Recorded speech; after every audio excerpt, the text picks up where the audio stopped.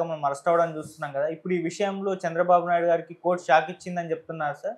దీనిపైన రియాక్ట్ అయింది. సీరియస్ అయిపోయింది. లోకేష్ అనే వ్యక్తిని నా ముందర హాజరుపరచాలని చెప్పేసి కోర్ట్ కూడా చెప్పిందని చెప్తున్నారు. మరి కోర్ట్ ఎటువంటి కామెంట్స్ చేసింది? అసలు ఈ లోకేష్ అనే వ్యక్తి ఎవరు? మరి ఎందుకు అసలు కోర్ట్ ఈ విషయంలో జోక్యం చేసుకోవాల్సొచ్చింది? యాక్చువల్‌గా మనం గత కొంతకాలంగా వైసీపీ సోషల్ మీడియా యాక్టివిస్టులని పెద్ద ఎత్తున అరెస్టులు చేస్తున్నారు. దాదాపు 102 మందిని ఎంతో ఇప్పటి వరకు అంటే 100 మందికి పైన అరెస్టులు చేశారు. అయితే ఒక రాత్రి కూడా ఇంటెలిజెన్స్ హెడ్‌తో చంద్రబాబు చాలాసేపు సమావేశమయ్యారు. దాదాపు 500 మందిని టార్గెట్ పెట్టుకున్నట్టుగా తెలుస్తుంది. ఇంక ఈనాడైతే ఏకంగా 50,000 మంది సైన్యం ఉన్నారు వీళ్ళకని ఆ స్థాయిలో రాసేస్తున్నారు. వీళ్ళని కాలకైలని సైకోలని ఇలాగా మీడియా స్టార్ట్ చేసింది. సో ఈ క్రమంలో కొంతమంది పిల్లల పేరెంట్స్ వాళ్ళు హెబియస్ కార్పస్ పిటిషన్ వేశారు హైకోర్టులో. దాదాపు ఇప్పటి వరకు మనకు అందుతున్న సమాచారం ప్రకారం 6 మంది హెబియస్ కార్పస్ పిటిషన్లు హైకోర్టులో వేశారు. హెబియస్ కార్పస్ అంటే ఏంటంటే కార్పస్ అంటే బాడీ, ఈబిఎస్ అంటే ప్రొడ్యూస్ చేయమనడం, అంటే to have the body of అంటారనమాట. సో ఇది ఒక రిట్ అంటారు. అంటే హైకోర్టులో ఒక మనిషి కనిపించినప్పుడు మనిషి కనిపించలేదు అతన్ని ప్రొడ్యూస్ చేయమని కోరుకుంటూ రిట్ వేసే హక్కు ఎవరికైనా ఉంది. బేసిక్గా మన రాజ్యాంగం ఆర్టికల్ 14, 19, 21 ఈ 3 కూడా పర్సనల్ లిబర్టీని గ్యారంటీ చేస్తాయి. ముఖ్యంగా ఆర్టికల్ 21 అనేది వ్యక్తిగత స్వేచ్ఛ, దానికి సంబంధించి అందులో వ్యక్తిగత లైఫ్ అనేది కూడా ఇంపార్టెంట్, హ్యూమన్ లైఫ్. సో అందుకని ఎవరైనా ఇట్లా మిస్ అయినప్పుడు వాళ్ళకి సంబంధించి కోర్టులో హెబియస్ కార్పస్ వేస్తారు.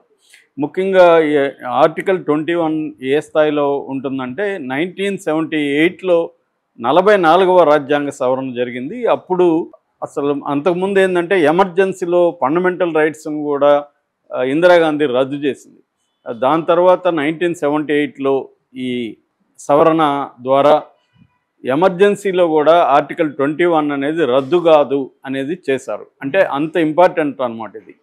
సో అటువంటి రైట్కి భిన్నంగా పోలీసులు ఆంధ్రప్రదేశ్లో ఎవరినంటే వాళ్ళని ఎత్తుకెళ్ళడం, వాళ్ళని కోర్టుకు ప్రొడ్యూస్ చేయకపోవడం, వాళ్ళని చిత్రహింసలు పెట్టడం ఇలాంటివి చేస్తున్నాయన్న విమర్శలు అయితే మొదలైంది. చంద్రబాబు పవన్ కళ్యాణ్కి భయపడి దీనికి తెరదీశాడు. మామూలుగా అయితే చంద్రబాబు ఈ స్థాయిలో చేయడు. కానీ పవన్ కళ్యాణ్ మొన్న హోమ్ మినిస్ట్రీ ఓపెన్గానే మాట్లాడడం అంటే ప్రెజర్ చేస్తున్నాడు పవన్ కళ్యాణ్. అందువల్ల ఆ ప్రెజర్కి తలగ్గి చంద్రబాబు పోలీసుల్ని పెద్ద ఎత్తున అతను సస్పెండ్ చేయడం, ట్రాన్స్ఫర్ చేయడం ఇవన్నీ కూడా చూస్తున్నాము.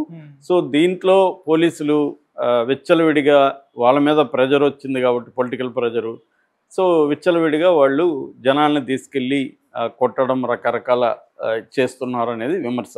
మనం జై భీమ్లో కూడా చూస్తాము. జై భీమ్ సినిమాలో కూడా పొలిటికల్ ప్రెజర్ వల్లే పోలీసులు అలా ప్రవర్తిస్తారు. మామూలుగా పోలీసులకి ఎవరినో హింసించి చంపేయాలనేది ఏమి ఉండదు. కానీ పొలిటికల్ ప్రెజర్ ఉన్నప్పుడు వాళ్ళు ఏం చేస్తారు, ఇంకా ఓపెన్గానే చంద్రబాబు బ్లాక్మెయిల్ చేస్తున్నట్టే పోలీసుల్ని బెదిరిస్తున్నట్టు. సో ఇంకా పోలీసులు జనం మీద పడుతున్నారు. ఇది ఒక రకమైన ఇప్పుడు కోర్టుకి వెళ్ళింది. కోర్టు నిన్న చాలా సీరియస్గానే స్పందించింది, చాలా ఆశ్చర్యాన్ని ప్రకటించింది. ఒకే రోజు ఇన్ని హెబియస్ కార్పస్ పిటిషన్లు అని. అడ్వకేట్ జనరల్ దొమ్మలపాటి శ్రీనివాస్ ఏమో ఇవన్నీ ఫేక్ సార్ అన్నాడు. కానీ కోర్టు అంగీకరించలేదు. ఎందుకంటే ఫేక్ ఎందుకు అవుతాయి, వాళ్ళ పేరెంట్స్ వచ్చి చెప్తున్నారని.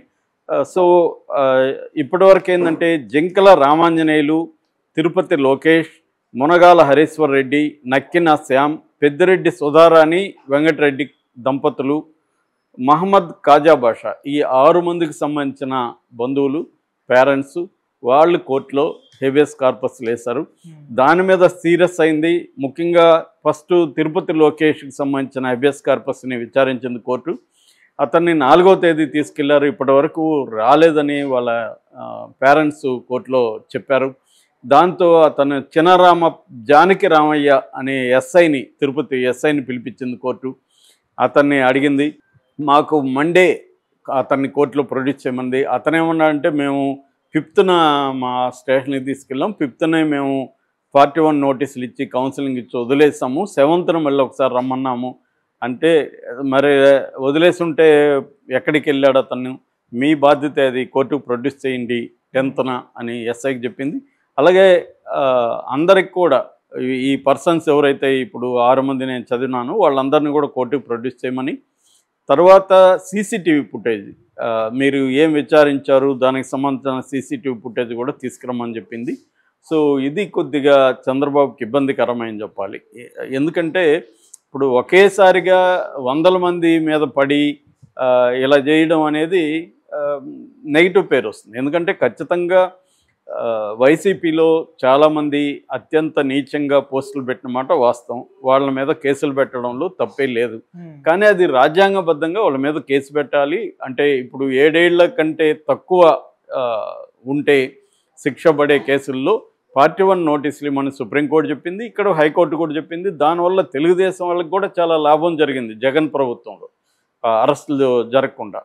సో అదే వీళ్ళకి కూడా వర్తిస్తుంది కదా. ఎవరైనా తప్పు చేస్తే మేము వెళ్ళి అక్రమంగా అరెస్టులు చేస్తామంటే కుదరదు. మనకు ఒక రాజ్యాంగం ఉంది, ఒక చట్టం ఉంది. సో ఆ పరిధిలోనే చేయాలి. ఆ పరిధిలో జగన్ చేయలేదనే కదా జగన్ను ఓడించారు. జగన్ అరాచకాలకు వ్యతిరేకంగా ప్రజలు తీర్పిచ్చారు. మళ్ళీ తెలుగుదేశం కూటమి కూడా అదే పని చేస్తే వీళ్ళకి కూడా వ్యతిరేకత వస్తుంది. సో ఇప్పుడు కోర్టు మరి ఏం చెప్తుందో చూడాలి. అయితే ఇంకొక విషయం కూడా ఇక్కడ చర్చకు వచ్చింది. అదేంటంటే సాధారణమైన వైసీపీలో పనిచేసే మామూలు వాళ్ళనే హరాస్ చేస్తున్నారు, పెద్ద స్థాయి వాళ్ళని ఎవరిని కూడా చేయలేదు. ఇప్పుడు for example social media incharge ఎవరు, మొదట్లో విజయసాయిరెడ్డి, దాని తర్వాత చెవిరెడ్డి భాస్కర్ రెడ్డి ఉన్నాడు, దాని తర్వాత సజ్జల భార్గవరెడ్డి, వాళ్ళ మీద కదా కేసులు పెట్టాలి. సజ్జల సోషల్ మీడియా గతంలో పోస్టులకి వాళ్ళు ఇన్ఛార్జీలు, వాళ్ళ ఆధ్వర్యంలో వీళ్ళు పనిచేస్తారు.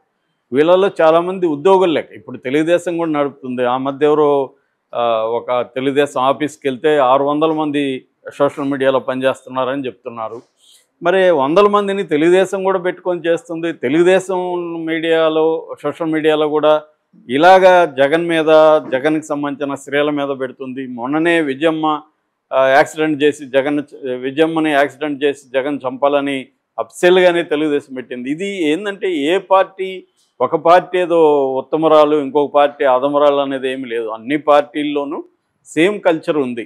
అందుకని నన్న అంబటి రాంబాబు కూడా కొన్ని పేర్లు కూడా చెప్పాడు తెలుగుదేశంలో. సీమరాజు, తర్వాత కిరాక్ కార్పి, స్వాతి, ఇలాంటి వాళ్ళు అత్యంత నీచంగా మాట్లాడుతున్నారు కదా, వాళ్ళ మీద కేసులు పెట్టారని అడుగుతున్నారు. అట్లాగే మా అమ్మని నేను చంపాలని ప్లాన్ చేశానని పెట్టించారు కదా, మరి దానికి ఎవరు బాధ్యులు? లోకేష్. ఎందుకంటే తెలుగుదేశం అఫీషియల్ మీడియాలో వచ్చింది. మరి లోకేష్ని అరెస్ట్ చేయలేదని జగన్ అడిగాడు. కాకపోతే జగన్కైనా అంబటి రాంబాబుకైనా ఇలా అడిగే హక్కు లేదు. ఎందుకంటే వాళ్ళిద్దరూ కూడా గతంలో ఇలాగ చేశారు కదా, వాళ్ళు కూడా చేశారు కదా. మరి వాళ్ళ వైపు ఇవాళ మేము బాధితులం అంటున్నారు. ఇంతకుముందు మీరే ఈ పని చేసినప్పుడు మీ సోషల్ మీడియా ఇలాగా స్త్రీల మీద, భువనేశ్వర్ మీద, వీళ్ళ మీద చేసినప్పుడు అప్పుడు మీరెందుకు సైలెంట్గా ఉన్నారు? అట్లాగే తెలుగుదేశం వాళ్ళ సోషల్ మీడియా వాళ్ళని శిరీష్ కావచ్చు, రంగనాయకం కావచ్చు, ఇంకా చాలామందిని అరెస్టులు చేసినప్పుడు అప్పుడు రాజ్యాంగం గుర్తు రాలేదా, ఆర్టికల్ 21 గుర్తు రాలేదా అనేది ఖచ్చితంగా జగన్ని అడగాల్సిన ప్రశ్న. ఎందుకంటే ఇక్కడ అందుకనే నేను చాలాసార్లు చెప్తుంటాను, ఒక పొలిటికల్ పార్టీకి ఇంకొక పొలిటికల్ పార్టీకి తేడా లేదు. వాళ్ళు అధికారంలో ఉన్నప్పుడు ఇలాగే హింసిస్తారు, ప్రతిపక్షంలో వెళ్ళినప్పుడు బాధితుల డైలాగులన్నీ చెప్తారు. ఇప్పుడు ఇక్కడ